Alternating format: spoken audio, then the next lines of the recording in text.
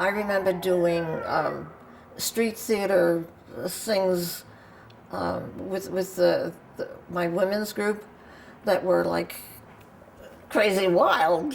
Tell us about it.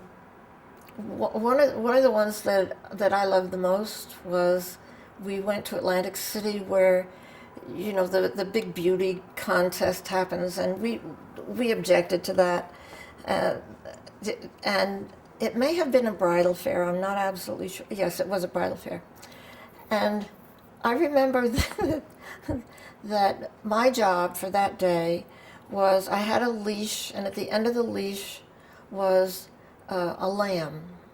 So I was leading this lamb on a leash to signify, what is it? Taking a lamb to the... Leading lamb to slaughter? A lamb to slaughter, right. But I wouldn't do it now, but that's what I did then. And that happens to be in a newsreel somewhere in the about the 60s. And another one, we went to a bridal fair right here in Manhattan in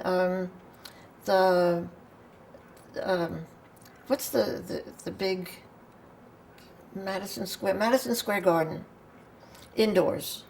And there was this huge, I mean, it was totally full of women. And what they were doing was selling services to women who were going to get married. So we decided we would disrupt it. So my job, did you ever hear this one? My job was sitting way up in the boonies, okay? So that's where I was. And we had gone to the performance the day before to figure out where. So at a certain point, I get up, it's in a quiet spot, and I scream bloody murder. Well, what nobody knew, and I certainly didn't know, was when you scream into that big a space, it's like screaming into cotton. I couldn't even hear myself. But I looked down, way down there, and it was creating a reaction. People were all turning around, looking, and the people down on the stage area were looking. Meanwhile, somebody from my group came on stage and spread, I don't know, little things like they might have been little candies or something, but all over the stage, so they were a nuisance. And I'm standing there thinking, oh my God, if I made all that racket, I better look like something has happened to me. So I fell down on on the steps that go down, because I'm way up in the boonies, and pretty soon two usher official looking guys come along. They pick me up, one on each side. They take me down the steps.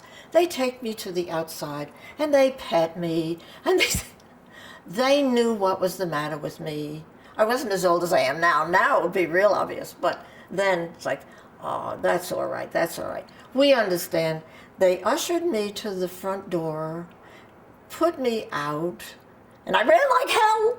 I was so scared. I was really scared they were going to get the police. And I had never, in all the days we did, all the funny stuff we did, I never did go to prison.